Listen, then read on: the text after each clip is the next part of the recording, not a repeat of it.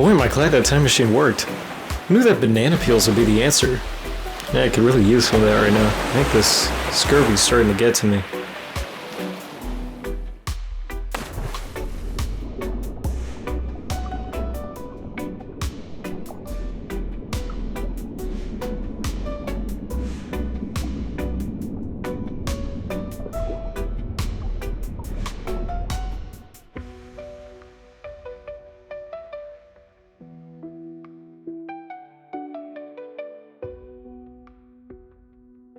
Puerto Rico has history going back 6,000 years when the first migrations of native peoples to the island occurred. Although studies are still being conducted, it's common consensus right now that the first people to arrive on the island were the Arawak, which is a term meaning archaic.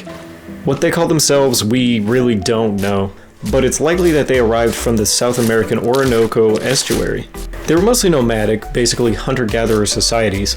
It is important to understand that larger monikers like Arawak and Taino were more often than not European terms, and they usually comprised more than one group at a time.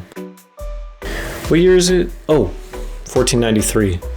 In Puerto Rico, the Taino rule. They call their homeland Borican, meaning land of the brave lord. The Taino established yucaiques, which were essentially villages on bodies of water, with farmland. The Taino here had very sophisticated cultures with hierarchical chiefdoms that control their own portions of land. Although our knowledge is very limited at the moment, lots of archaeological discoveries are helping us expand our understanding. The Taino didn't leave much behind, unfortunately, but it's not entirely their fault. Just in time. I gotta go take care of something.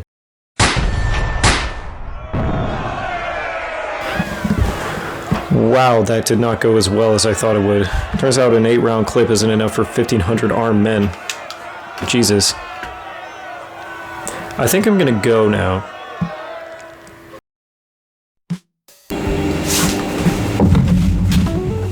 Oh, wow, alright, yeah, I got a little cleaned up so I could start this.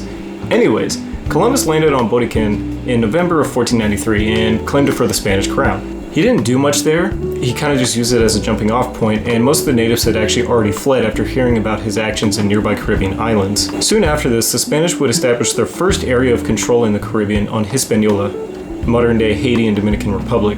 The Spanish would establish what are called repartimientos, or divisions, and would later be called economiendas. Each colonizer would receive their own native subjects, either to work fields, be servants, or just straight-up slaves. It took until 1504 for laws to be put in place that would allow natives to actually have rest breaks and to go home after their shifts to work their own fields. And it also allowed the natives to be evangelized, or converted to the Holy Cool Club of JC. The first real exploration of Borican was in 1508 by Juan Ponce de Leon. The charter for the exploration had been passed around for quite some time from different people, but eventually landed in Ponce de Leon's hands. Juan Ponce de Leon is now actually famous for his expeditions in Florida. He went to Florida with intentions of finding more indigenous people to enslave. Like Columbus, his voyage has actually been fictionalized and was eventually turned into a story where he was attempting to find the Fountain of Youth, which is probably just a hot tub in Jacksonville. Hello, Austin in editing here.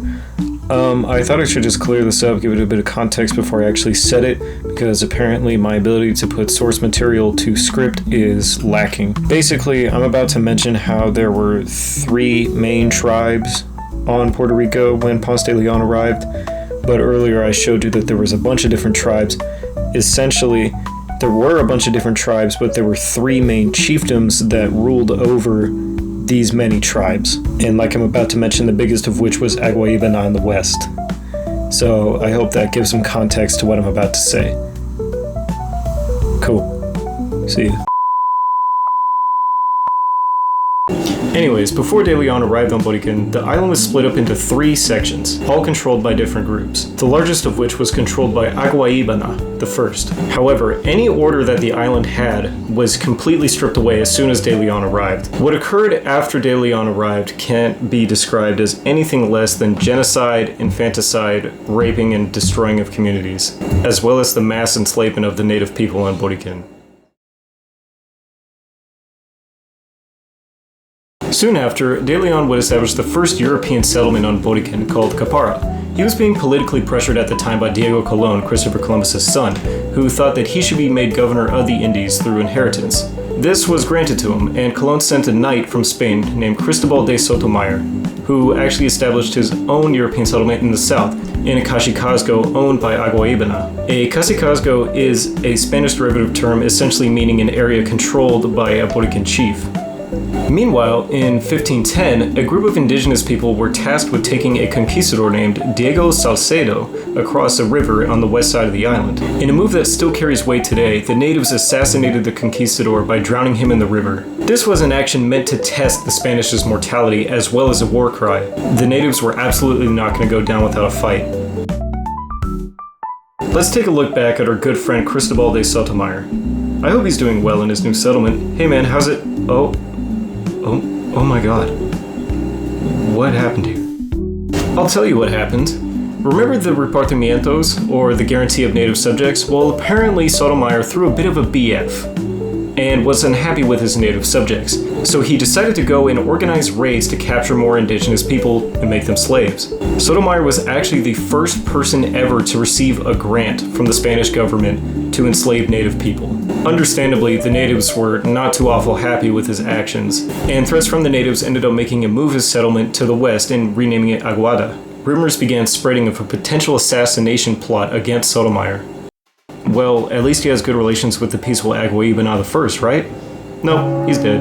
And his brother Aguaybana II has inherited the most powerful chiefdom in Borican. Known as Aguaybana the Brave, he wasn't particularly fond of Sotomayor, and began organizing an army to act against him. In September 1510, after hearing of the potential assassination plot against him, Sotomayor led 4 soldiers toward Carpara, but he was intercepted by Aguaybana's army.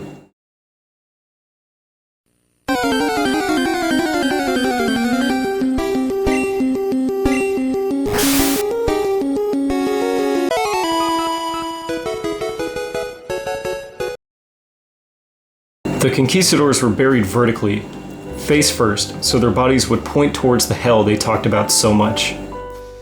Holy shit, that's badass. But the badassery of the natives wouldn't stop there. In 1511, Aguaybana established an army of 3,000 men and began destroying Spanish settlements, including the settlement founded by Sotomayor. They killed hundreds of Spanish in each raid. But in Capara, Juan Ponce de Leon was still in power and began amassing an army for himself. As the Spanish ventured towards native settlements, they saw that the natives had carved out dirt paths, essentially inviting them to the fight. Unfortunately, this level of awesomeness wasn't enough, and the Spanish completely crushed the native rebellion. Those who they didn't kill, they enslaved, and even branded an F into their foreheads to remind them of the king to whom they belonged, Fernando de Aragon. Throughout the course of the Spanish massacre, many natives fled to the Lesser Antilles, and those who stayed fought in guerrilla warfare, occasionally surprise attacks, though these were often ineffective. These battles were a complete turning point on the natives' power over the island, and the Spanish oppression of the natives would only get worse from here. Now, the Spanish liked a lot of things. Gazpacho, bullfighting, I don't know, that's all I could think of. One thing I do know the Spanish colonizers liked was gold. Like how I often get a food boner for a double-double from In-N-Out, they got boners for gold in all forms. And it just so happens that gold was everywhere on Borican. The Taino often used gold for jewelry, as it was plentiful in the riverbanks and soil on the island. Gold production was the main industry, in fact. Between 1509 and 1546, Borican alone produced over 2 million gold pesos to be sent back to Spain. Mining gold was very labor-intensive, and natives were more often than not subjected to the dangerous mining process. Pretty quickly, the number of natives to do this work would become very scarce, whether due to European diseases, exploitation, or natives escaping to the mountains. Seeing their source of free labor diminishing, they looked to the east and started importing African slaves. These slaves were put to work in the gold mines, but also into the new burgeoning sugar industry, which was also very labor-intensive. Interestingly, there were some wealthy black families who made their way to Borican and actually owned some slaves themselves. As we discussed, gold and sugar were very labor-intensive, and many of the African slaves imported began dying off in very large numbers, which only ramped up the importation of African slaves. The Spanish crown began allowing individuals to make their way to Africa themselves to go and steal more native Africans. But a new issue facing the colony was the arrival of other European countries. In the 1540s, the French began to attack Spanish colonies in the Caribbean. These attacks caused the Spanish crown to employ military governors to rule over the island, as well as hiring privateers or corsairs, who were essentially pirates with royal licenses. Countries like France, England, and Denmark already had employed privateers who were feared in the Caribbean. The Spanish actually created a new fleet system in 1561 to protect treasure ships coming from Mexico and the Caribbean being sent back to Spain. These treasure ships coming back from Spain was more often than not the only funding that the island colonies actually received. However, by the end of the 1500s, the usefulness of Puerto Rico economically was declining. With the rise of new colonies like Mexico and acquisitions in South America producing treasures for the empire, the dwindling gold reserves of Puerto Rico made it much less important. But whatever economic importance it now lacked was made up for by strategic importance as a military outpost. Late in the 1500s and early 1600s, attacks from other European nations were a big problem. In 1595, Sir Francis Drake, an English privateer of Drake Passage fame, waged an attack on the Puerto Rican capital San Juan. His threat had actually been looming for quite a while, like 10 years, but he finally decided to attack in November after learning that the main Spanish flagship had docked and was carrying treasure. He approached the San Juan Bay with 27 ships and 2,500 soldiers, but the Spanish were ready for him. Drake's attempts to take San Juan were pretty unsuccessful. He kinda got his ass kicked for like 3 days straight, so in 1598 the English tried again. Sir George Clifford, the Earl of Cumberland, was actually successful in taking San Juan, as instead of arriving from the sea, he led his men over land. This action took the Spanish by surprise. Puerto Rico was now an English possession, but it wouldn't last very long, after Clifford's army was hit with a dysentery epidemic which killed 600 of his troops and forced him to leave. Once he left, the Spanish quickly took back San Juan. By the way, dysentery was actually pretty common back in the day. It was an intestinal infection that, to put it lightly, made you shit yourself to death. I'd say there are worse ways to go, but not really many that are more embarrassing. This attack on Puerto Rico was actually part of a larger war going on between England and Spain, which was fought on both Caribbean and European soil. That lasted from 1585 to 1604. Even after this ended, Puerto Rico still couldn't catch a break, as the Dutch attacked them in September 1625. This battle lasted more than a month, and after the Dutch general threatened to burn down San Juan if the Spanish didn't surrender, the Spanish governor replied. I actually have the real letter right here. Ahem. And if you burn the place, our neighbors have courage to make other houses because they have wood in the mountains and other materials from the land. Damn, he really showed him. Yeah, the Dutch weren't exactly threatened by the governor's threat, and they actually ended up destroying San Juan, but were forced to leave. And it would actually take decades for San Juan to recover from this attack. Alright, let's skip ahead a bit. Alright, let's stop here, 1840s. Let's check out the scenery. Oh, wow, things have changed. Looks like we got some new nations. Oh, and our good friend Saint Domingue got its independence. Good for them. We've got a bit of a mess of new kids and old guys in Central America, and this guy. He seems cool, First Republic in the Americas. I'm sure they'll get along with everyone just fine. Alright, let's see if anything changed with our good friend Puerto Rico. Here's the big reveal, and still a colony. Damn. Well, let's get to it then. Puerto Rico is in a very strategic position in the Caribbean, both as a jumping off point to the American interior as well as a military outpost. It's had a few major exports throughout its history, but sugar was the main one for a very long time. But later in time, a tree from Western Africa would begin to take over that spot. Coffee. Unlike sugar, coffee didn't take an immense amount of labor and time to cultivate. It preferred to grow up in the mountains, which Puerto Rico has plenty of. In fact, in the mountains, many independent farmers began growing and selling coffee. These farmers were often freed slaves or migrants from the coast, but the cultivation of coffee where they lived lumped them into a new social class, sharecroppers. Sharecroppers worked under brutal conditions on plantations owned by Spanish individuals from Spain, also known as peninsulares. The common name for the poor individuals living on sugar coffee plantations was criollo. This term simply meant a person from Spanish, Central, or South America, but criollos were placed in a lower social class in Puerto Rico, far below the peninsulares. One of those criollos was a man named Ramon Emio Betances. Born in Puerto Rico, Betances spent time getting an education in Europe on top of serving in the French military. Through his experience fighting in the 1848 revolution in France, Betances had become very inspired by liberalism and sought to fight for individual rights in his home country.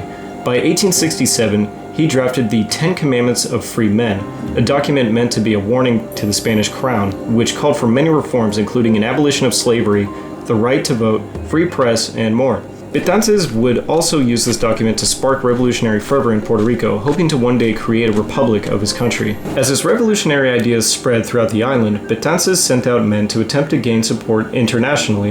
His plan involved gaining said support from other countries and to ship weapons in through the island of St. Thomas on September 29th. But a major setback occurred when in St. Thomas, the Spanish authorities had been alerted of a potential plan and were on high alert. Revolutionary leaders heard of this and had to make a snap decision as to where they would begin their part of the fight. It was decided to begin in the town of Lares. On September 23rd, the revolutionaries took the town of Lares and proclaimed the Republic of Puerto Rico. But for some reason, instead of marching on to take other towns, they decided to sit down and have a Te Deum, which is essentially a mass of gratitude. This hesitancy in action allowed Spanish troops to begin moving towards Lares from other locations on the island.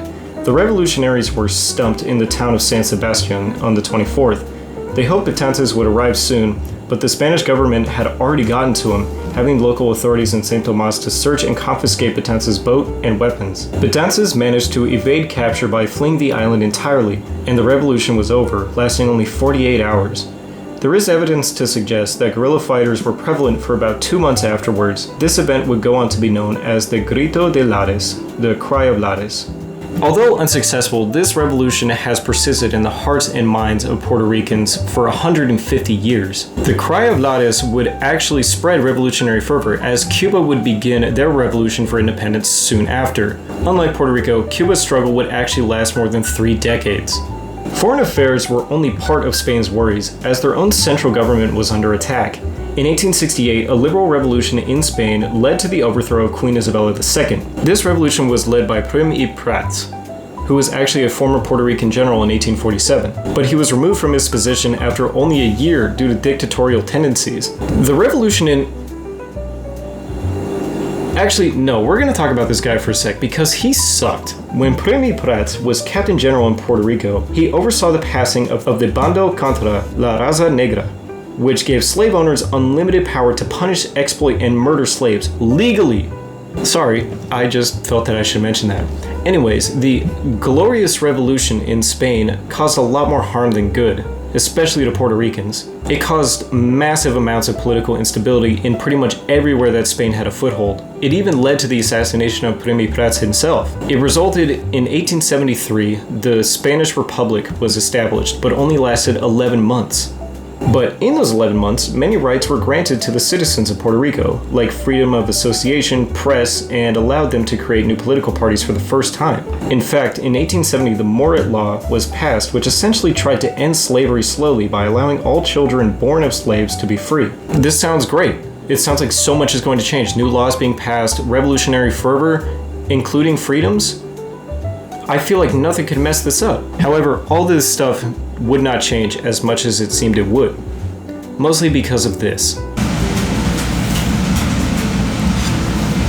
Sugar. I feel I have gotten myself into a bit of a pickle here.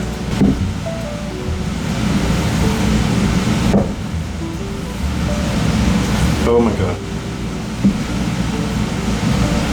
This was really stupid. Why did I do this?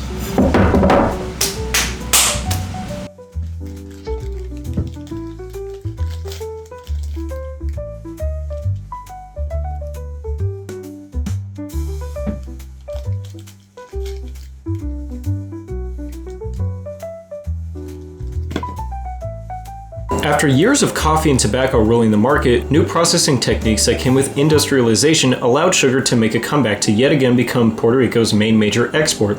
This came along with a major shift in thinking with working class individuals, especially after the first elections in 1871 in which the Liberal Reformist Party won 14 out of 15 districts.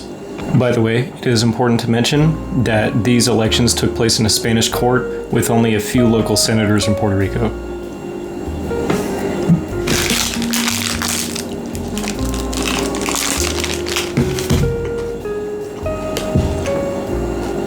Wait, don't I ever get a little hungry reading a Google Doc? Talking to a camera? Yeah, bet you feel stupid now. The development of Puerto Rican politics actually led to a rise of what are called intellectual elites, which were often more wealthy individuals from Puerto Rico, who usually proposed ideas of European modernization and suffrage.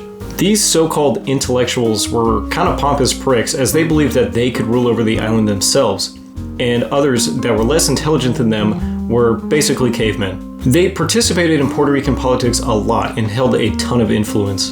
But despite what they thought, the working class was actually very active politically. This period in time saw the founding of influential media like newspapers, schools, and mutual aid societies. But the intellectual elite sought political power for themselves, so they decided to create an idea. The notion of the Great Puerto Rican Family was made to create a sense of consensus using racial discourse. Essentially, the intellectual elite began spreading this nationalistic idea, proposing that Spain was not capable of modernizing Puerto Rico under its wing. And as I mentioned, the intellectual elites thought that they could do this themselves.